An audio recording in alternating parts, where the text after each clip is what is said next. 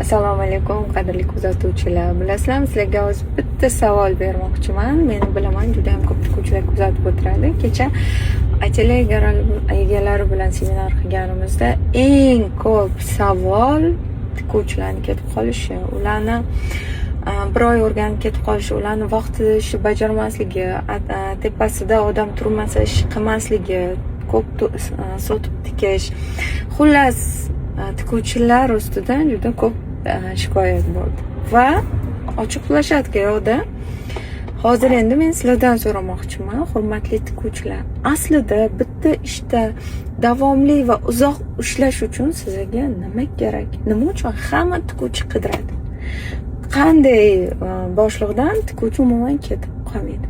Iltimos, fikrlaringizni yozinglar. Barcha sex va atelyegalar uchun bu juda ham foydali va qiziq bo'ladi.